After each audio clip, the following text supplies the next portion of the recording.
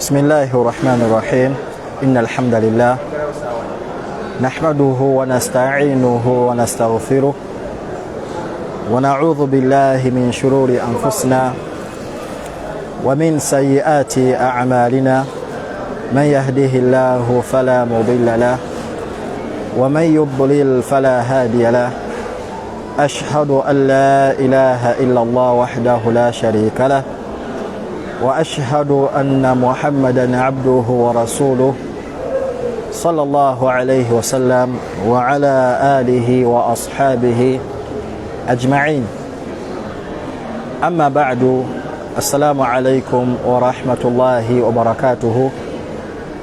أمتنا مالونج إلى مجفو قال الله سبحانه وتعالى تمسبا asebiyengera n'emirembe ku mbaka Muhammad sallallahu alayhi wasallam.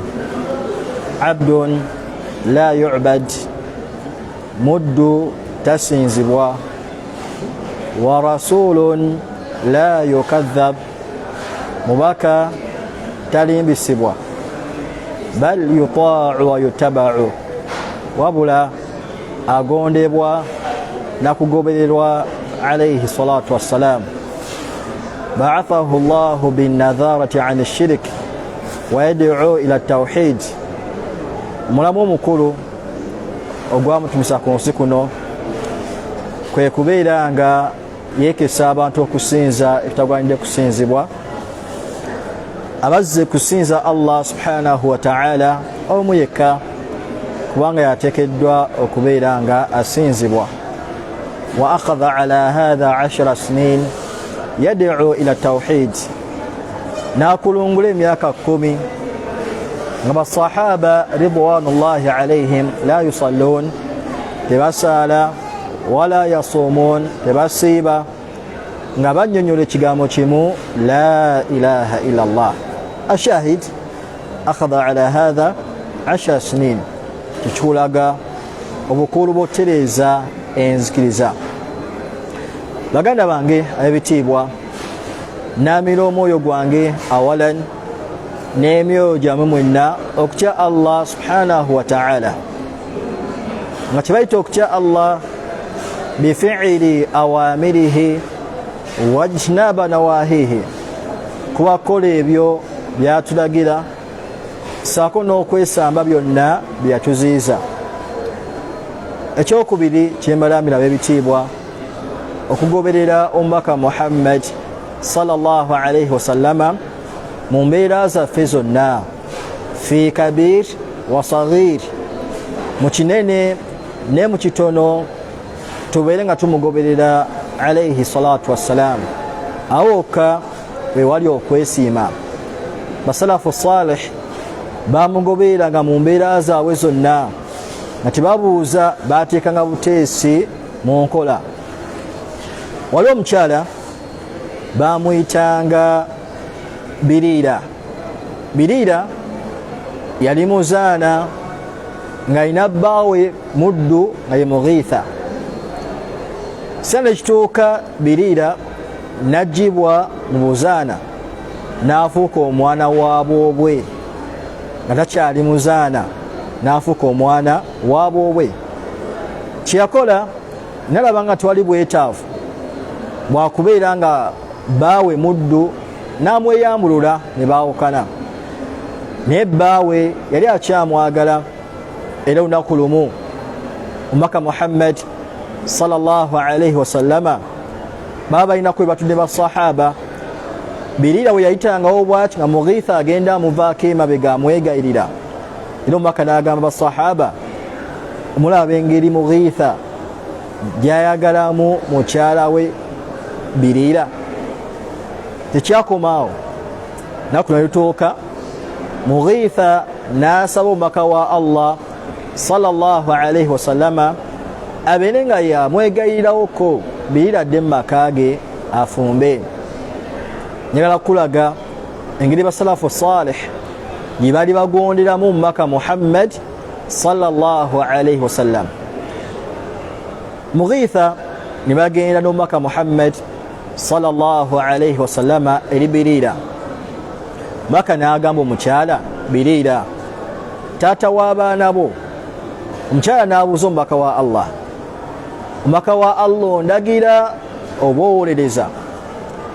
Maka n'agamba nti mpolereza bwolereza. Omukyala n'agamba ekuba kuwolereza awo sisobola kuddayo. Naye olusuubira kisinga kyali kiragiro, ayagala oba tayagala yalina okudda mu maka ga Mughiitha. Kyava yabuuza omubaka wa Allah ondagira oba owolereza? Kasita omubaka yagamba nti mpolereza, tiyatawana kubeera nga addayo. Naye kiba kubeera nga kyali kiragiro, ayagala tayagala alina okudda mu maka ga Mughiitha. Ebitiibwa olungi abakkiriza, mbakuutira okuteeka sunna z'omubaka Muhammad sallallahu alaihi wasallama mu nkola. Buli kyonna kye yatujjira nakyo tube nga tukiteeka mu nkola. Awo wokka weewali okwesiima muganda wange omulungi ampuliriza. Allah atugamba mu Qur'an, wama ataakum rasulu fakhudhuhu, kyonna kyabajjidde nakyo mukikwate. Wama nahakum anhu fantahu, ate kyabaziiza mukireke. Ibnu Kathir bwe yali asharaha aya eyo ng'avunula aya eyo yagamba nti aya eyo etegeeza famahama amarakum bihi faf'aluhu, kyonna kyabalagidde mukiteeke mu nkola mukikole. Wamahama nahakum anhu fajtanbuhu, ate kyabaziiza mukyesambe. N'atuwa ensonga lwaki, fa innahu innama ya'muru bi khair wa yanha 'ani sharri. Mazima ye alayhi salatu wassalam alagira kirungi era n'aziiza ekibi. N'ekityo kyonna kyaba akulagidde alayhi salatu wassalam beera nga oteeka mu nkola, ate kyakuziiza beera nga okyesamba. Era Allah tutegeeza mu Qur'an, atii'u llaha wa atii'u rasul. Ibn Kathir avunula ayo ng'agamba atii'u llaha ay ittabi'u kitabahu. Atii'u llaha kitegeeza mugondere ekitabo kye. Kitabo ki? Qur'an ey'ekitiibwa. Wa atii'u rasul, mugondere omubaka. Kitegeeza ki? Ay ittabi'u sunnatahu, mbeere nga mugoberera teke mu nkola sunna z'omubaka Muhammad sallallahu alaihi wasallama. Awokka wewali okwesiima, anaateeka sunna mu nkola y'ebitiibwa neyenywereza ku nkola y'omubaka Muhammad sallallahu alaihi wasallama, yagenda ofuna okwesiima kuno ku nsi saako n'oluvannyuma lw'obulamu buno obw'ensi. Hadithi emu entuufu yatugamba alaihi salatu wassalam, iftalaqat alyahud ala 71 firqa. Abayudaaya bayawukanamu ebinja 71. Waftalaqat an-nasara ala 72 firqa. Banasara ne bawukanamu ebinja 72. Wasataftariqu hadhihi al-umma ala 73 firqa. Eno yo umma egenda okawukanamu ebinja 73. Maka n'agamba alayhi salatu wassalam, kulluha fi nnar, ebyo byonna bya muliro illa wahida, okujjako ekibiina kimu. Basahaba bamubuuza, man hiya ya rasul Allah, kyekiriwo ekyo ekyokuwona wange omubaka wa Allah? N'abagamba alayhi salatu wassalam, man kana ala mithli ma ana alayhi wa ashabi, ekyo ekinabeera ku kino kyendiko ne basahaba bange. Yani gwe wenna ng'oyagala okuwona omuliro, faayo nnyo oteeke sunna z'omubaka Muhammad sallallahu alaihi wasallama mu nkola. Ekyo ekibiina kyokka kigenda okubeera nga kiwona omuliro. Kinayawukana ku nkola eyo y'omubaka Muhammad sallallahu alaihi wasallama, ekyo kyo si kyakuwona. Nisa ebitiibwa balungi abakkiriza, mbakuutira okubeera nga tussa sunna z'omubaka Muhammad sallallahu alaihi wasallama mu nkola. Ekyo nno era kye kimu ku biraamo by'omubaka Muhammad sallallahu alaihi wasallama bye yasembayo okulamira umma eno. Hadithi ya Irbad ibn Sariya yabyogera mu hijjatul wada, hijja gye yasembayo okubeera nga akola. Irbad ibn Sariya anyumya wa'adhana Rasulullah sallallahu alayhi wa sallama maw'idatan wajidat minha alqulub. Maka Muhammad sallallahu alayhi wa sallama yatubuulirira olubuulirira wajidat minha alqulub, emitima gyaffe nejijjula okutya, wa dharafat minha aluyun, amaaso ne gakulukusa amaziga. Olubuulira lwali luwanvu nnyo, basahaba ne bakaaba amaziga ne babeera nga batidde nnyo, bamugamba faqulna ya rasulallah, ne tugamba owange omubaka wa Allah, kaannaha maw'idatun muwaddi'i, olubuulira luno otubuuliridde nga lulinga lwe lutusiibula, nga lulinga lwe lusembayo, fa awsina, baako kyotulaamira. Kino nno kyekiraamo ky'omubaka Muhammad sallallahu alayhi wasallama byemu yasembayo okubeera nga alaamira umma tube nga tubiwuliriza. Kisooka nabagamba alayhi salatu wassalam, usiikum bitaqwa Allah, basiraamu mbalaamira okutya Allah, wasam'i wattaa'a, n'okubeera abawulirize n'okubeera abagonfu. Wa in ta'ammara alaykum abd, newabeera nga abalagidde muddu, newabeera nga akoze atya abalagidde muddu, fa innahu man ya'ish minkum ba'di, mazima anawangaala mummwe oluvannyuma lwange, fasayara ikhtilafan kathira, agenda kulaba enjawukana mpitirivu, ajja kulaba enjawukana nga nnyingi nnyo. Nabeera nga atuwa eddagala alayhi salatu wassalam, bwe mulabanga enjawukana nga zizze, mukole kimu, fa alaykum bisunnati, mwekwate ku nkola yange, wa sunnati alkhulafai arrashidin, ne ku nkola yabasigire bange bamanyiddwe obulungi, Abu Bakari, Umar, Uthman, saako ne Aliyu radiyallahu anhum. Agala okuwona enjawukana, beera nga weenywereza ku sunna ez'omubaka Muhammad sallallahu alayhi wasallama, awoka ewali okwesiima. Omanya ayitibwa Imam Abu Bakari Abdullah bin Abi Dawuda as-Sijistani, mu kitabo kye ekiyitibwa Manzumatu al-Hahiyya, bw'era kitandika ng'annyonnyola firqatu najiya, ekibiina ekyokuwona omuliro, yagamba rahimahullah, tamassak bihablillah wattabi'i lhuda, weekwate weenyweze ku muguwa gwa Allah, ogoberere obuluŋŋamu, wala taku bid'iya la'allaka tuflihu, tobeera munabbidaa olwo nno ojja kuwangula. Wadin bikitabillah, wano wensinga okwagala, wadin bikitabillah, ay kola eddiini yo ng'ogijja mu Qur'an, wa sunnani allati, ne mu sunna ezo, atati an rasulillah, tanju wa tarubahu, ezajja n'omubaka wa Allah, ojja kufuna okwesiima, ojja kuwangula ebitiibwa. Beera nga eddiini yo ojja mu bifo bibiri, Qur'an saako ne mu sunna z'omubaka Muhammad sallallahu alayhi wasallama. Ate ye Imam al-Barbahari rahimahullah rahmatan wasi'a, mu kitabo kye sharhu sunna, bwe yali akitandika yagamba rahimahullah, al-islam huwa sunna, kibayita obusiraamu ze sunna, wa sunnatu hiya al-islam, ate sunna bwe busiraamu. Yani buli lwoteeka sunna z'omubaka Muhammad sallallahu alayhi wasallama mu nkola, obeera otadde obusiraamu mu nkola, ate buli woozireka obeera olese obusiraamu. Mikyalo ebitiibwa, katujjukanyo katono nnyo mu dakiika zino ezibulayo ku sunna.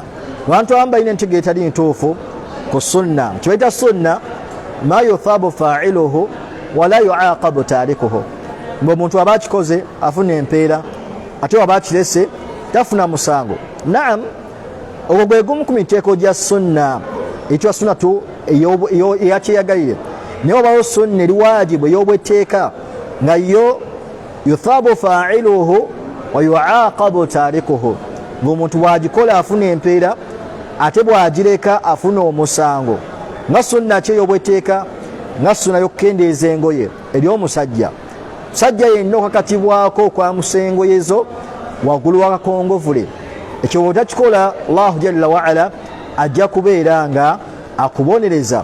Nekyo ebitiibwa katulayo sunna emu mu sunna z'omubaka Muhammad sallallahu alaihi wasallama mbasa tuyiteeke mu nkola, ate gwe agiyize obeere ng'ogiyigiza ne munnoowo, mwana wattu Allah ajja kuwaamu empeera bw'onaaba okoze bw'otyo.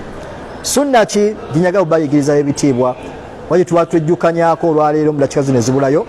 Ye sunna ey'okuliisa ennywe zaffe ez'engalo saako n'okukomba essowaani y'emmere ng'omaze okulya. Ye sunna mu sunna z'omubaka Muhammad sallallahu alaihi wasallama.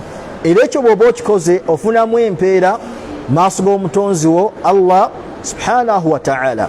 Hadith ya Jabir radiyallahu anhu agama sahabi ono amara bila'aqi al-asabi'i wa sahfat, yalagira okukomba ennywe zaffe ne sowaani. Sahabi bw'agamba nti yalagira, teriyo omulala alagira basahaba okujjako omubaka Muhammad sallallahu alaihi wasallama. Ate ye omubaka wagamba nti yalagira, teriyo amulagira yenna okujjako Allah subhanahu wa ta'ala. Kati sahabi ono Jabir agamba amara bila'aqi al-asabi'i wa sahfat, yalagira okukomba ennywe zaffe ez'engalo saako n'essowaani y'emmere. Bw'omala okulya emmere beera ng'okomba ennywe ezo zino saako n'essowaani. Kyo n'oba okikoze mwana wattu ojja funamu empeera. Wekiba Allah jalla wa ala emmere gye tulya assaamu omukisa, naye tumanya omukisa gw'eruddawa. Nekyo ensonga lwaki tukubirizibwa okubanga emmere yonna ogimalako okombe n'essowaani ewakuwereddeko emmere eyo. Era Sheikh Uthaymin rahimahullah bw'era yogera ku hadith eyo mu Riyadus Salihin kyo kya mujaladi 6 yagamba nti omubaka Muhammad sallallahu alaihi wasallama yakombanga essowaani gye bamuwereddeko emmere n'okubeera nga tewali athari ya mmere eyisigaddewo, nga tewali buwufu bwa mmere busigadde ku ssowaani eyo. Era nga bw'ogisanga mu ssowaani gy'amaze okuliirako oyinza ogizza mu nnyonjo. Nekyo ebitiibwa sunna eyo tugisse mu nkola tusobole okufuna omukisa Allah gwatuteera mu mmere. Era sahabi omu lunaku lumu aba alya emmere, entongi y'emmere n'egwa wansi, piisi y'emmere n'egwa wansi, n'agijjawo n'agirongoosa n'abeera nga agirya. Abaaliwo ne bamujereegerera, nengera omusajja omukulu alina emmere ku ssowaani ate alondayo mu ttaka, n'abagamba bwe bamutegeeza ensonga li gye bayogeddeko, n'abagamba siyinza kuleka ekyo kye nawulira omubaka wa Allah sallallahu alaihi wasallama ng'asomesa olwabo abatamanyi. Maka yasomesa atya? Yagamba alaihi salatu wassalam, idha waqa'at luqmatu ahadikum, entongi y'omumwe, piisi y'emmere y'omumwe ebanga egudde wansi, falyakhudhuha, beera ng'ogijjawo, falyumti ma kana biha min hadha, jjako obugenzegenzeko obukyafu, walyakuluha, obeere ng'ogirya, wala yada'aha lishaitan, piisi y'emmere eyo togirekera sitaani, piisi y'emmere eyo togirekera sitaani. Lwansonga yo sitaani ebeekubazizza mu mmere gy'olya sayidi kyewali omukisa nekukuba buso, kasoosonyiwala n'ogirekawo nga mwana wattu ebyesanyuka nti omukisa ogulese wansi. Nekyo ebitiibwa sunna eyo tugiteeke mu nkola, tubeere nga tuliisa ennywe zaffe ez'engalo, ate tumala okubeera nga tumaze okulya tubeere nga tulongoosa essowaani n'engalo n'ennywe zaffe zino ebatuwereddeko emmere okusobola okufuna omukisa Allah jalla wa ala gw'aba akuteredde ku ssowaani. Nekyo ebitiibwa sunna eyo mu sunna z'omubaka Muhammad sallallahu alaihi wasallama gwena n'abakikoze mwana wattu Allahu jalla wa ala ajja kubeera nga akuwaamu omukisa. Barakallahu fiikum wa jazakumullahu khairan. Subhanakallahumma bihamdik ashhadu an la ilaha illa anta astaghfiruka wa atubu ilaik. Assalamu alaikum wa rahmatullahi wa barakatuhu.